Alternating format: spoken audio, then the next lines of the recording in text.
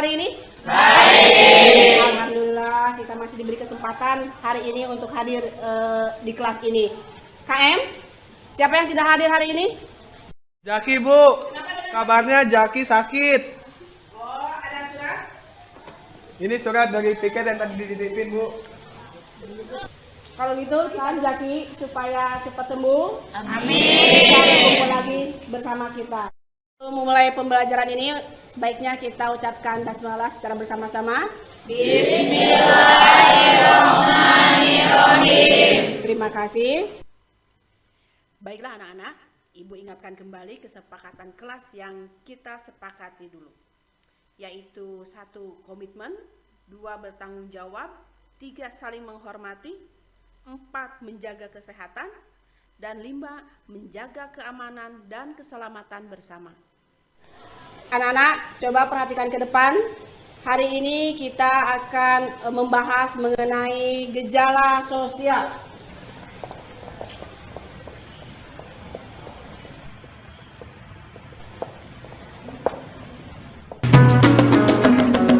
Sadarilah masa berganti, tantangan kan kita hadapi, bergandeng tangan untuk negeri, era kita menanti berseri, kita pelajar Pancasila. Tujuannya adalah supaya kita mengenal tentang macam-macam atau jenis-jenis gejala sosial yang ada di masyarakat. Kegiatan pembelajaran ini kita akan memakai tentang model problem basic learning, yaitu artinya kalian mencoba memecahkan masalah. Paham? Paham. Coba perhatikan anak-anak, jika kalian melihat kalimat gejala sosial, apa yang kalian pikirkan? Saya, Bu. Menurut saya ada 2 kata yang berbeda. Yang pertama adalah kata gejala dan kata kedua adalah sosial. Betul, bagus jawabanmu. Mungkin ada yang mau menambahkan? Saya, Bu. Menurut saya, kata gejala artinya sesuatu yang mau terjadi. Bagus. Nah sekarang ada yang dapat melengkapi apa arti kata sosialnya? Saya, Bu. Iya, Disa. Menurut saya, kata sosial adalah masyarakat, Bu. Oke. Jadi menurutmu gejala sosial itu bagaimana? Jadi, menurut pendapat saya, gejala sosial adalah peristiwa yang terjadi di masyarakat. Bukan begitu, Bu? Iya. Semua yang telah kalian sampaikan adalah benar. Anak-anak, tolong resapi bahwa dalam ilmu sosiologi itu gejala sosial adalah fenomena yang terjadi dalam masyarakat atau semua peristiwa yang terjadi dalam masyarakat, baik itu masyarakat tradisional maupun masyarakat Modern. Bagaimana? Sudah jelas?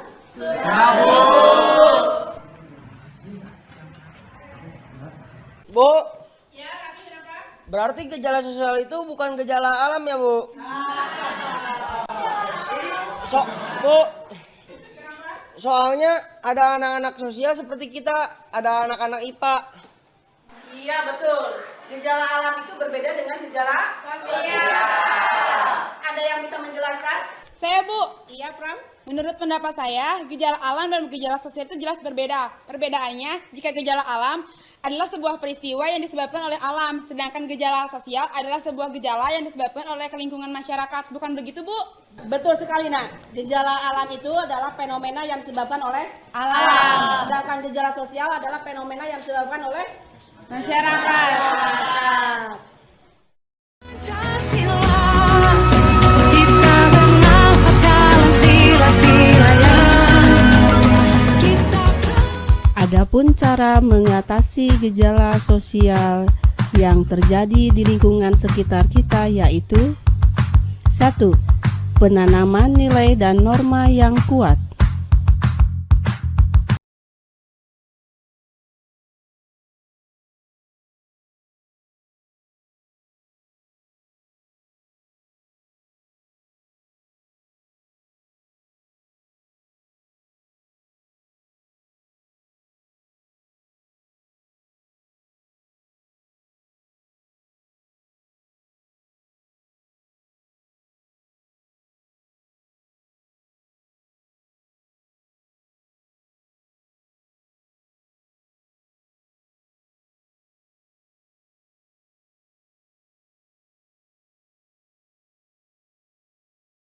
anak-anak, untuk memperjelas masalah yang tadi kita bahas, Ibu akan mengajak kalian sekarang belajar di luar kelas untuk menuju ke lapangan basket. Kita akan kembali atau flashback mengenai permainan masa kecil kalian.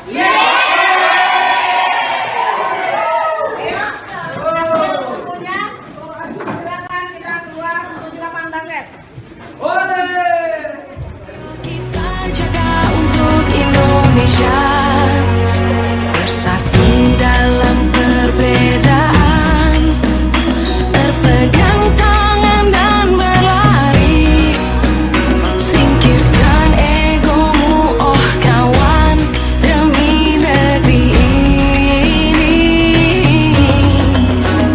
Jadilah generasi emas, cerdas berkarakter itu kita, berjuang dan harus berani, kita terus torehkan prestasi.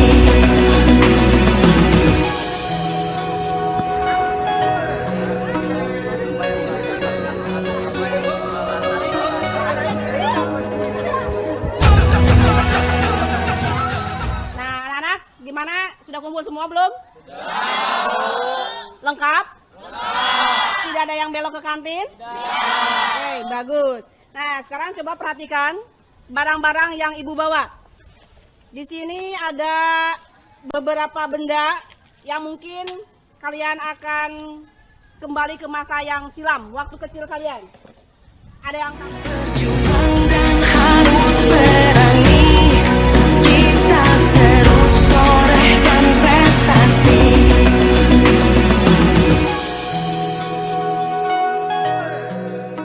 permainan apa aja ini? Apa? Ya, bola. Terus? Lompat tali, apa lagi?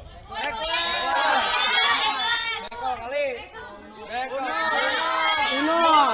Ya. Ini Ibu akan coba kalian praktekkan. Atau di sini ada yang belum pernah mengenal permainan ini? Bu, saya kan tinggal di kota. Hah?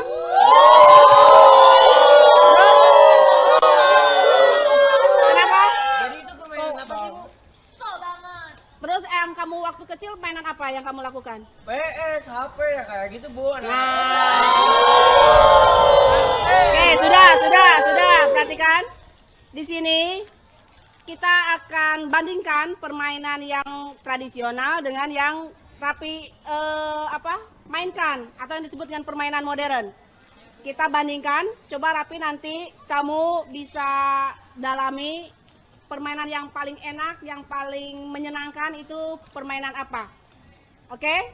Sekarang kita mulai permainan, Ibu kasih waktu 30 menit dan dibagi dulu kelompok. Yang perempuan dibagi 2 dan laki-laki yang dibagi 2. Jadi kalian boleh milih permainannya mau apa aja. Oke? Siap? Boleh sekarang ambil permainan yang kalian suka.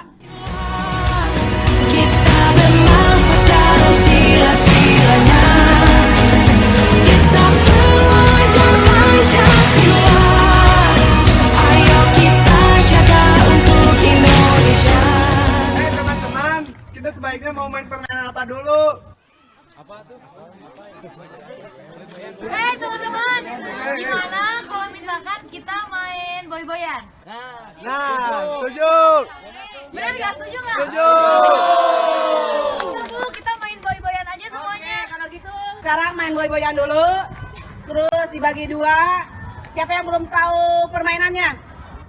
Tahu, Bu. Tahu kan? Rapi, pasti rapi. Pasti Rapi. Nanti kalau ikuti teman-temannya, ikuti saja bagaimana permainannya. Terus perempuan cari pasangannya, laki-laki cari pasangannya, terus nanti sweet. Ya, Bu. Oke, jadi adil perempuan dan laki-laki. Siap? Siap. Mulai dari sekarang.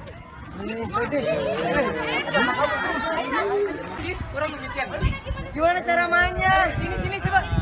Ajarin aku. Oke, teman-teman. Sekarang kita strategi dan kita bakal ngajarin Rapi gimana cara mainnya. Kita harus menang.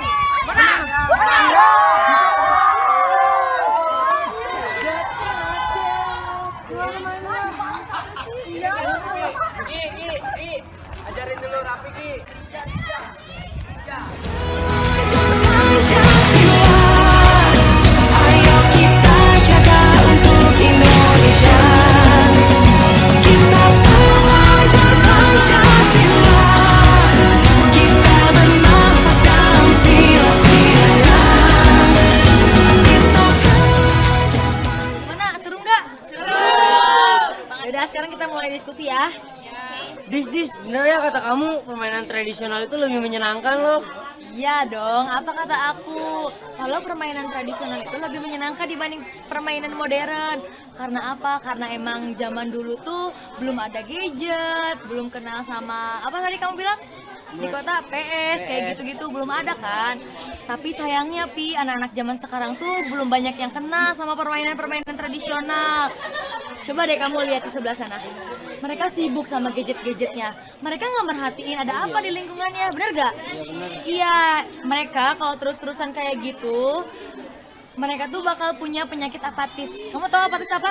Enggak. Hanya memikirkan dirinya sendiri. Sedangkan manusia kan makhluk sosial, ya nggak? Oh iya, bener banget Dis, kata kamu perbuatan itu tidak baik dan jangan dicontoh. Iya, jangan sampai kalian contoh ya. Oh begitu. Berarti anak-anak zaman sekarang itu kan permainannya modern. Berarti itu termasuk gejala sosial ya? Iyalah, itu termasuk gejala sosial, Div. Anak-anak, bagaimana diskusinya? Sudah selesai? Sudah, Bu. Ada yang mau menanggapi diskusi tadi? Saya, Bu. Ya, silakan Lisa. Menurut saya, permainan-permainan yang tadi kita mainkan itu adalah permainan-permainan tradisional yang sudah lama tidak kita mainkan. Karena sekarang kita disibukkan dengan permainan-permainan yang ada di HP ataupun di laptop, Bu. Jadi udah jarang banget kita main permainan-permainan seperti itu. Bagus. Benar apa yang kamu sampaikan. Tadi yang kalian mainkan adalah salah satu contoh permainan-permainan tradisional. Tapi coba kalian diskusikan apa penyebab latar belakang terjadinya kepunahan atau sekarang ini atau zaman sekarang ini banyak permainan tradisional yang jarang sekali tidak dimainkan. Contohnya Rafi tadi sampai dari kecil dia tidak mengenal permainan yang tadi. Silakan diskusikan. Ada yang mau menanggapi? Bu. Ya. Kebetulan tadi kita berdiskusi tentang yang Ibu maksud, bahwa permainan tradisional itu akan mengalami kepunahan ketika generasi anak-anak sudah tidak mengenal lagi permainan tersebut. Hal tersebut tentunya akan menjadi masalah karena anak-anak akan bersifat apatis atau mementingkan dirinya sendiri, tidak bisa berinteraksi dengan yang lain, dan anak tidak peduli dengan lingkungan sekitarnya, Bu. Bagus. Analisamu sangat tajam sekali, Inzaghi.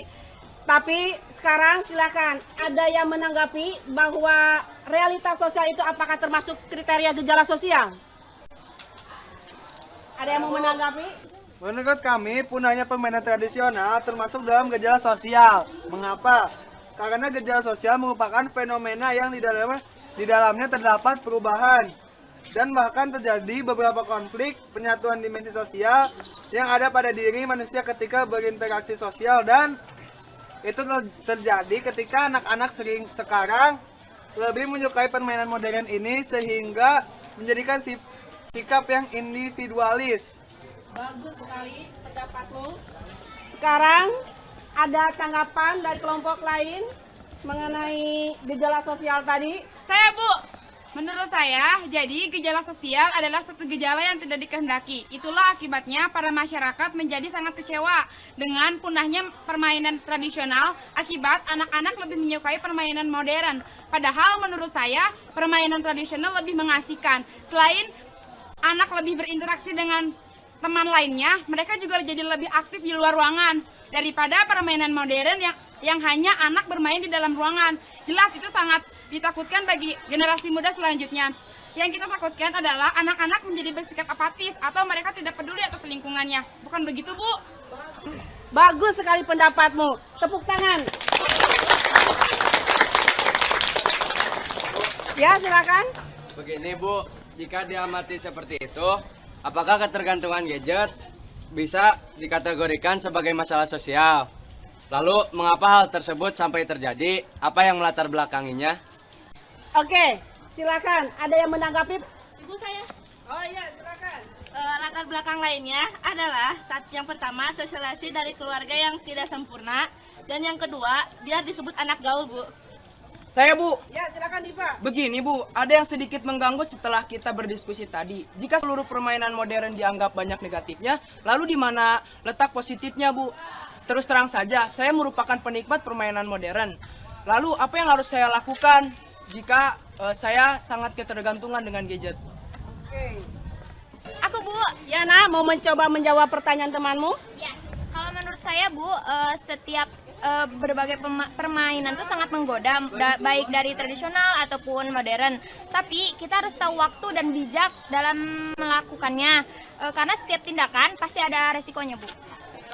Dalam sekali asumsi kamu terhadap gejala sosial ini, Ibu menghargai pendapat kamu. Cuma kita tidak sesederhana apa yang kita bayangkan. Ternyata bermain kebanyakan lebih menyenangkan daripada bermain dengan sendiri. Tentunya apa yang kita lakukan tentunya ada positifnya, ada pula negatifnya. Yang utama adalah bahwa kita harus bijak dalam menghadapinya. Anak-anak, Ibu sangat bangga dengan kalian atas semua tanggapan dan komentar mengenai asumsi tentang gejala sosial ini.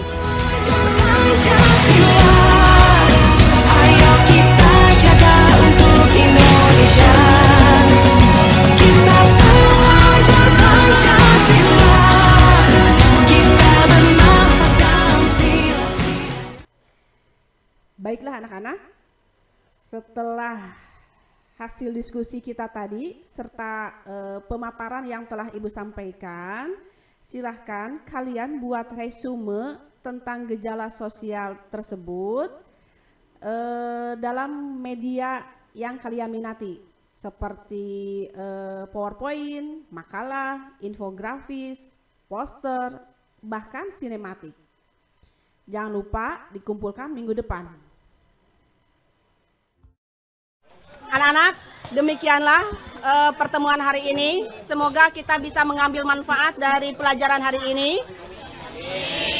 dan bisa dimanfaatkan dalam kehidupan bermasyarakat nanti. Untuk mengakhiri kegiatan ini, marilah kita ucapkan hamdalah. Terima kasih. Sampai ketemu lagi minggu depan dengan materi dampak gejala sosial ya. Oke? Sampai ketemu. Assalamualaikum warahmatullahi wabarakatuh. Ayo kita jaga untuk Indonesia. Kita belajar Pancasila.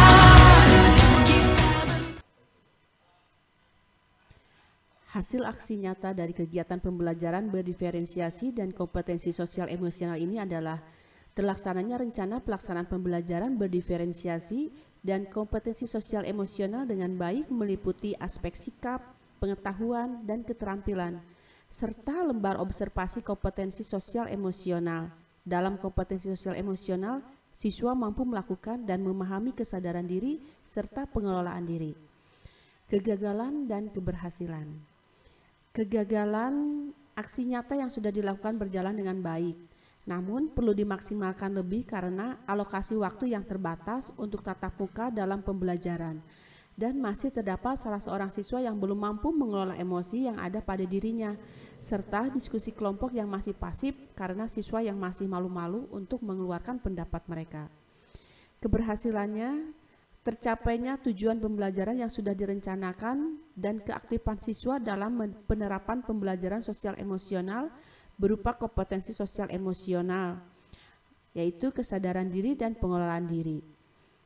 Rencana perbaikan di masa mendatang, menyusun rencana pelaksanaan pembelajaran dengan memperhatikan alokasi waktu, serta ketersediaan sarana prasarana untuk lebih mendukung proses pembelajaran supaya lebih menarik, menyenangkan, dan berpihak pada siswa. Sekian, saya Ira Martiana.